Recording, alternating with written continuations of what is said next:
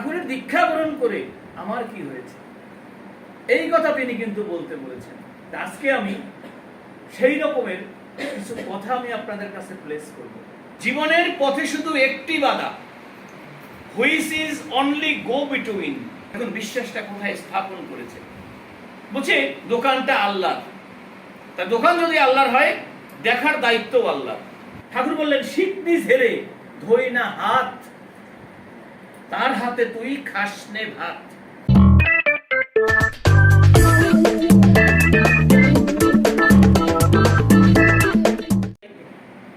আমি চাই প্রত্যেকটা মানুষের সাধনা কি? প্রত্যেকটি মানুষের সাধনা হচ্ছে ঈশ্বর প্রাপ্তি। আর ঠাকুর বললেন ঈশ্বর প্রাপ্তি মানে, প্রাপ্তি কথাটি এসছে আপ্তি শব্দ থেকে, আর আপ্তি শব্দের অর্থ হচ্ছে আপন করা থেকে। প্রাপ্তি আসছে আপ্তি কথা থেকে, আর আপ্তি শব্দের কথা হচ্ছে আপন করা থেকে। কাকে আপন করব? প্রভুকে আপন করব আমার জীবনের সাথে। তাই শ্রী শ্রী ঠাকুর আমলেরই অনেক জ্ঞানী গুণী বিদ্যার্জনী, সেই সময় অনেক মানুষ এসেছিলেন শ্রী শ্রী ঠাকুরের কাছে। তো সেই সময় যারা ব্যক্তিত্বরা এসেছিলেন ঠাকুরের কাছে, সেই নেতাজি সুভাষ বসু,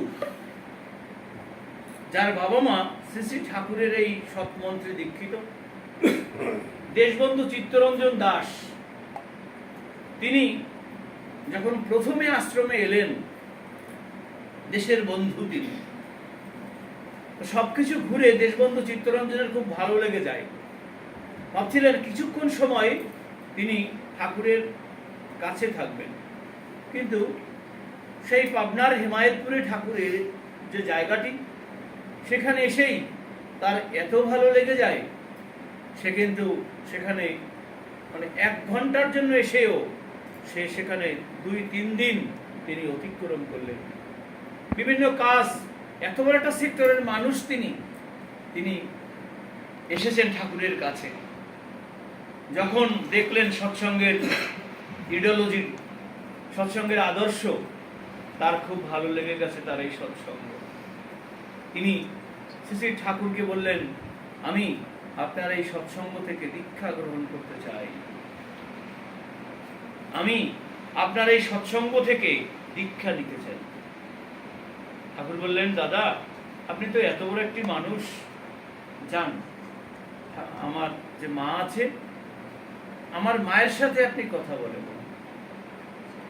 দেশবন্ধু চিত্তরঞ্জন চলে গেলেন মায়ের কাছে, মাকে প্রণাম করে হাত জোর করে মার কাছে নিবেদন করেছেন, মা আমি সৎসঙ্গের দীক্ষা নিতে চাই।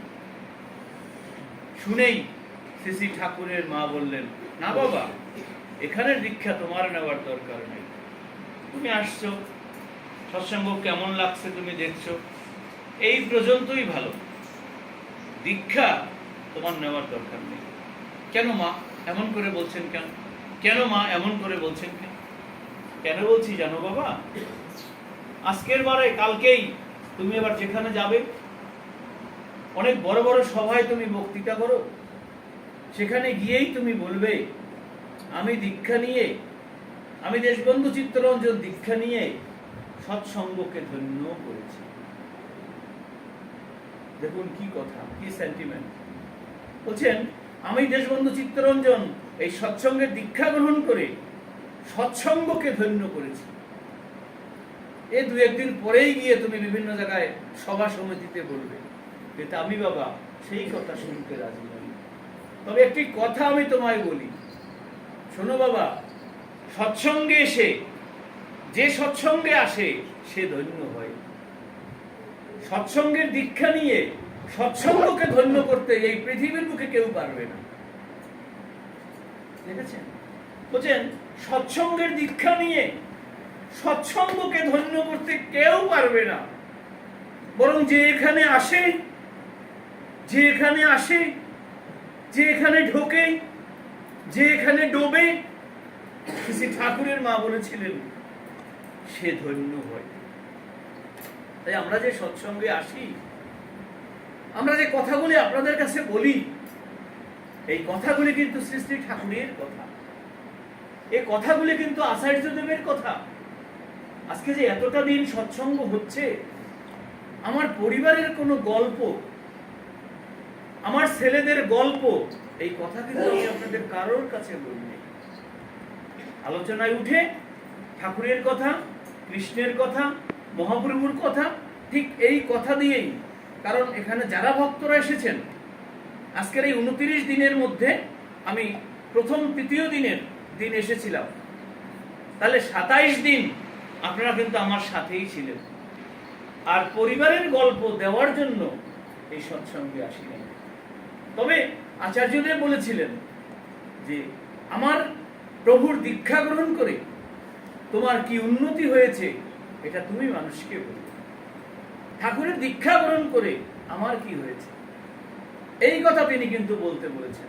আজকে আমি সেই রকমের কিছু কথা আমি আপনাদের কাছে প্লেস করব।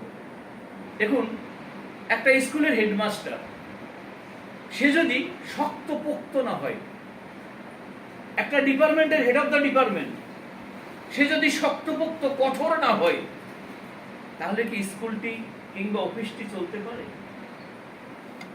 স্কুল শুরু হলো 9টায়, কেউ বলবে আমি যাব 9:30টায়, কেউ বলবে আমি যাব 10টায়, কেউ বলবে না আমি খেয়ে দিয়ে ঘুমিয়ে পড়েছি, আমি বেলা 2টার সময় যাব। আবার 1 পিরিয়ড করেই সে বলবে যে না আমি এখন চলে যাচ্ছি। যদি এই রকমের থাকতো প্রত্যেকটি স্কুল, প্রত্যেকটি অফিস, তাহলে কি আমরা কেউ চলতে পারতাম? আমরা কেউ চলতে পারতাম? তাহলে এই যে নিয়মটা কেন এত কঠোর দিন দিন হচ্ছে? আমরা যখন দিন দিন ভুল করি, আরো ভুল করি, তখন সংসদের বিল পাস হয় যে না আরো কঠোর দিতে হবে। তখন কি হয়? তখন সেই সন্তানগুলি, সেই টিচারগুলি তারা কঠোর হয়, তারা কঠিন হয়। আর যারা সবার সঙ্গে লিয়াজু মেনটেইন করে, ঠাকুর একদিন বলছিলেন যারা সবার সাথে হ্যাঁ ওখানে না না না না না ঠিক আছে। ঠাকুর বলছেন এরা প্রকৃত মানুষ কখনো হতে পারে না। তাই সৎসঙ্গের বর্তমান যে প্রেক্ষাপট, এই প্রেক্ষাপটে ঠাকুরের সবচেয়ে গুরুত্বপূর্ণ যে কথা, আজকের গানেও সেই কথা পরিবেশন হয়েছে। কি গিয়েছিলাম? জীবনের পথে শুধু একটি বাধা, which is only go between. কথার খেলাপ তাই করতে দেয় না ভাই। দেখুন কি বলছে, কথার খেলাপ তাই করতে দেয় না ভাই মানব জীবনের কাউকে সাইন। আমরা যারা বাঙালি আছি, আমরা 3টি জিনিস খুব ভুল করি। 1, প্রথমে আমরা সময়ের সচেতনতা সম্পর্কে আমাদের কোনো ধারণা নাই। 2, কখন কোন কথা কিভাবে বলতে হবে, কখন কোন কথা কিভাবে গড়িয়ে দিয়ে কোন রূপ দিতে পারে, এই কথা কিন্তু আমরা জানি না। আর 3 নম্বরে ঠাকুর বলেছিলেন কি, কখন কোন খাবার কিভাবে খেতে হবে। ঠাকুর 3টি কথা বলেছিলেন এই বাঙালির উদ্দেশ্যে। প্রথম কথাই বলেছিলেন যে আমরা সময়ের সচেতনতা জানি না। 2, কখন কোন কথা, কখন কোন কাজ কিভাবে করতে হবে এটা আমরা জানি না। 3, কখন কোন খাবার কিভাবে খেতে হবে এটা আমরা জানি না। এই 3টি ভুলের জন্য এই বাঙালিরা সব জায়গায় পস্তায়। তাহলে আমরা যে টাইমের সচেতনতা, শ্রী ঠাকুর এসে এই জায়গার উপর দাঁড়িয়েছেন। মুসলমানরা দেখুন তাদের ঐক্য তৈরি হয় মসজিদ থেকে, আজান দেয়, আজান দেওয়ার সাথে সাথেই সমস্ত মুসল্লিরা, ওই কেউ ফলের দোকান, কারোর মুদির দোকান, কারোর মিষ্টির দোকান, সব ফেলে, মানে শাটার টানার, ঝাপ টানার, বন্ধ করার সময় নেই, ফলের দোকান খোলা রেখেই চলে যাচ্ছে। তারা কিন্তু কেউ বলে না যে ফল চলে যাবে, ফল চুরি হবে, কেউ টাকা নিয়ে যাবে, কথা ভাবে না। 1 নম্বরই বলে ও দোকান আল্লাহর। দেখুন বিশ্বাসটা কোথায় স্থাপন করেছে। বলছে দোকানটা আল্লাহর, তা দোকান যদি আল্লাহর হয়, দেখার দায়িত্ব আল্লাহর। আপনি যদি 2টা কলা সেখান থেকে নিয়ে যান, 2টা আপেল নিয়ে যান, 2টি কমলা নিয়ে যান, তাহলে কি দোকানদার মরে যাবে? ঠাকুর অনুকূলচন্দ্র এত পিউরিটি অর্জন করেছে, এত পিউরের কথা বলেছে যে একটা অনুষ্ঠানে গেলে অনেক সময় দেখা যায় আমরা ক্লান্তির কারণে আমরা হাই তুলি তো, হাই তোলা তো বুঝতে পারছেন তো, হা করে হাই তুলি। এখানেও তিনি নিষেধাজ্ঞা জারি করেছেন। কি বলেছেন? দেখবেন আপনি নরমালি আপনার একটা আয়না নিয়ে আপনি হা করে দেখবেন, নরমালি দেখবেন আপনাকে কেমন দেখায়।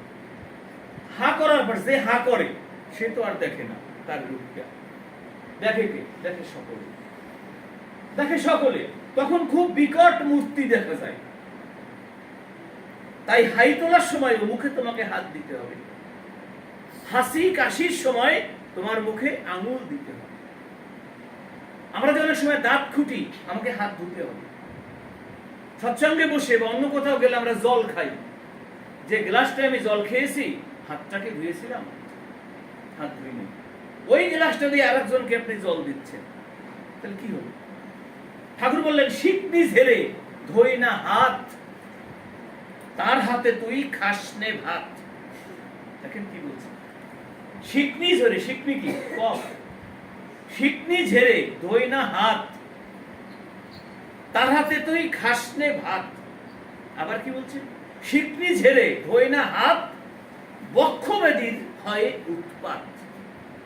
নাকে মুখে আঙুল দিয়ে অমনি তাহা ধুতে হয়। ওই যে মুখে জলের গ্লাস লাগিয়েছে, নাকে মুখে আঙুল দিয়ে অমনি তাহা ধুইতে হয়, নইলে জানিস খলব্যাধিতে হঠাৎই কিন্তু নষ্ট হয়। কেন এই কথা তিনি বললেন? কি কারণটা কি? কারণ হচ্ছে জীবাণু কিভাবে ছড়ায় দেখুন একজন আরেকজনের মধ্যে। তাহলে আমরা কি জানি? দেখুন এখন তো ভাদ্র মাসের দিন, প্রায় বাড়িতে শোনা যায় যে জ্বর হয়। এই জ্বর হওয়ার তুক আমি বলে যাই আজকের এই সৎসঙ্গে। দেখা যায় এখান থেকে আপনাদের জন্য যাওয়ার জন্য গাড়ি করে দিয়েছে বাড়ির গৃহকর্তা, যিনি গৃহকর্তা বলবো না, শ্রী ঠাকুরের গৃহকর্তা সত্যদা, মানে সত্যদাকে বলেছে তুই একটু দেখিস, কিন্তু এটুকু দায়িত্ব দিয়েছে, সে বাড়ির কর্তা নয়। তাহলে আপনাদের জন্য গাড়ি করে দেওয়া হলো। তো এখান থেকে যখন গাড়ি পর্যন্ত যাবেন, এই যাওয়ার মধ্যে আপনার মাথায় যদি টুকটুক ঝুরঝুর করে বৃষ্টি পড়ে, ওই ঝিরঝির বৃষ্টি আপনার মাথায় পড়েছে, আপনি কি করলেন? ওই বৃষ্টি কিন্তু মাথায় আপনার পড়েছে, আপনি ওই অবস্থায় গিয়ে আপনি গাড়িতে উঠলেন।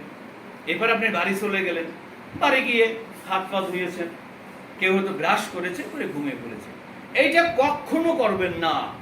মনে রাখবেন, যখনই বৃষ্টির কোনো ফোঁটা আপনার মাথায় পড়েছে, সকালে পড়ুক, দুপুরে পড়ুক, সন্ধ্যায় পড়ুক, রাত্রে পড়ুক, ঘুমানোর আগে অবশ্যই সম্পূর্ণ মাথাটা ধুয়ে, মাথা মুছে আপনি ঘুমাবেন।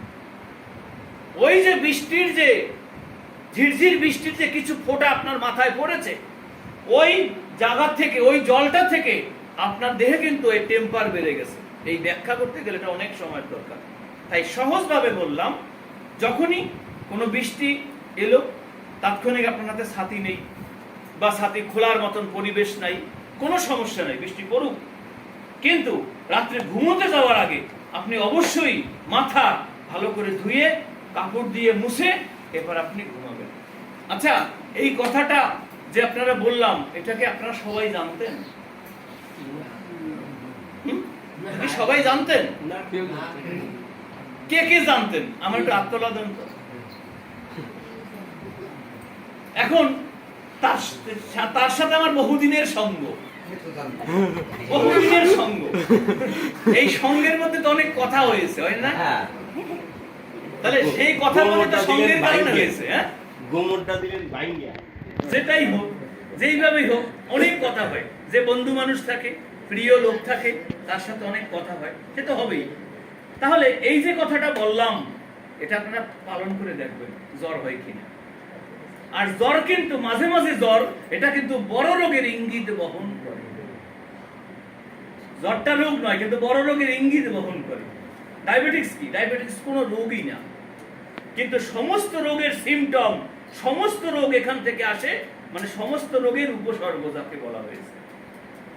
তাহলে প্রত্যেকটি পরিবারের সদস্য যদি ভালো থাকে, প্রত্যেকটি পরিবারের মায়েরা যদি সুস্থ থাকে, প্রত্যেকটা পরিবারের সন্তান যদি সুসন্তান হয়, কারণ দেখুন তো প্রত্যেকটা বাড়িতে বাড়িতে স্বর্গরাজ্য তৈরি হয় না? আর এই স্বর্গরাজ্য তৈরির জন্যই শ্রী শ্রী ঠাকুর এই যুগে আপনার আমার কাছে এসেছেন।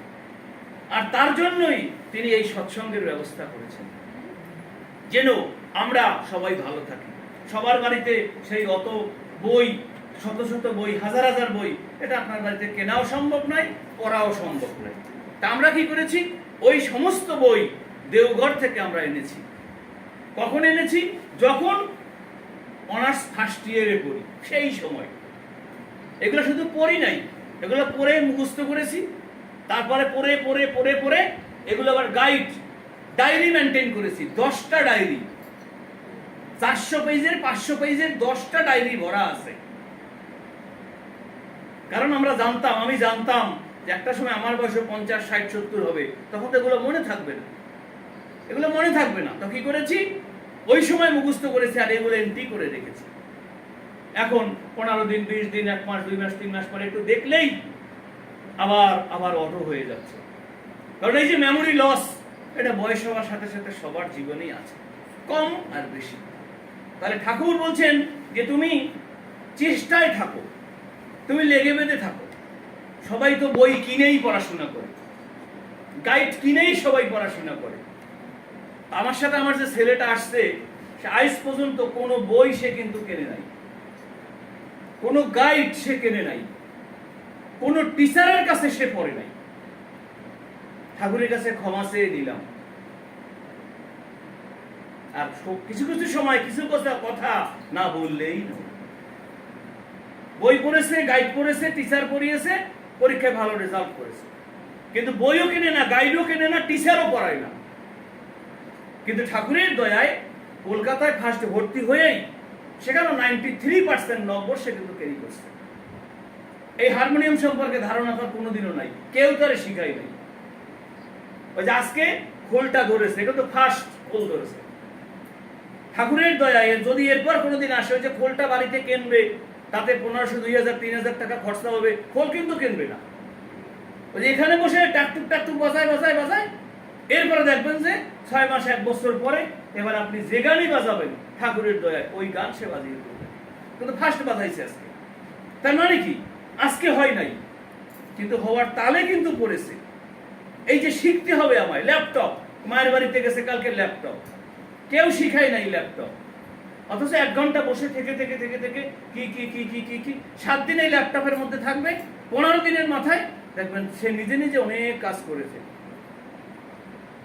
তাহলে শিখলে যে তুই কত শত বোধ তো কিছু ফুটলো না, স্মৃতির বল ধরি শুধু, তাই 1 মুঠো ভাত জুটল না। তা আমরা অনেক পড়াশোনা করেছি, আমাদের অনেক সার্টিফিকেট আছে। ঠাকুর বলছেন জীবনের হিসাব 2 রকম, একটা হচ্ছে ডিভাইন ক্যালকুলেশন, আর একটা হচ্ছে হিউম্যান ক্যালকুলেশন।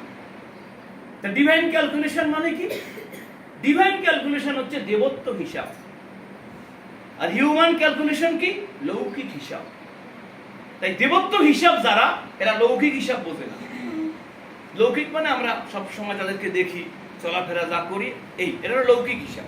আর দেবত্ব হচ্ছে ডিভাইন ক্যালকুলেশন, উপরের হিসাব। আর যারা লৌকিকে থাকে এরা দেবতাকে বুঝতে পারবে।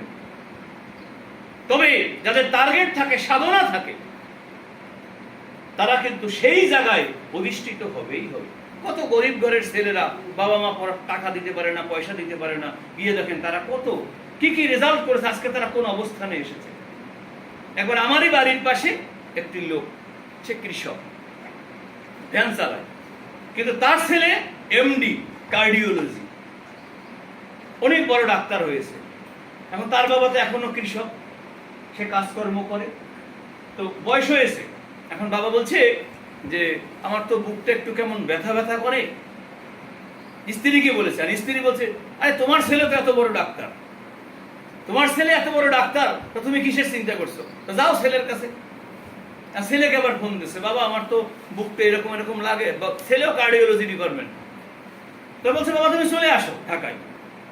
ঢাকা কিভাবে যাবো, ঢাকায় সে যায় নাই কোনদিন। তো ঠিকানা নিয়ে আরেকজনকে সাথে নিয়ে ঢাকায় গেছে। ঢাকায় গিয়ে এট ফার্স্ট বিপি দেখেছে, নারী দেখেছে, স্টেথিস্কোপ দিয়ে পরীক্ষা করছে হার্ট। এখনো কিন্তু সেই বিভিন্ন পরীক্ষা নিরীক্ষা যেটা আছে, এনজিওগ্রামও করে নাই, ইকোও করে নাই, ইসিজিও করে নাই, কিছু করে নাই, নর্মালি এরকমের দেখতেছে। স্টেথোস্কোপ ধরে পরীক্ষা করছে। এখন বাবা তো ফিল করছেন কি কি করছেন। ছেলে বাবাকে জিজ্ঞেস করছে যে বাবা তোমার এখন কি সমস্যা, বাবা তোমার এখন কি সমস্যা, তুমি কি বুঝতেছো?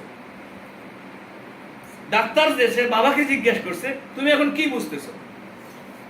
ছেলে উঠে বলে আমি তোর বাসায় আসার পর ভাত খেয়েছি, এখানে অফিস তোর কোথায় সেখানে আসছি, অনেক রোগীর মাঝে তুই আমাকে প্রথমে দেখলি, খুব ভালো, তা আমি বলতে যাবো কেন তোরে?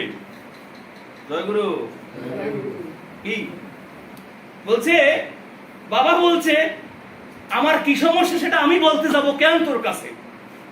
তুই যে তোর মেশিন যে কি দিয়ে কানে কোনে দিলি, ওগুলো যে এখানে চাপলি, ওখানে চাপলি, ওখানে চাপলি, ওখানে চাপলি, চাপাচাপি করেছিস তো?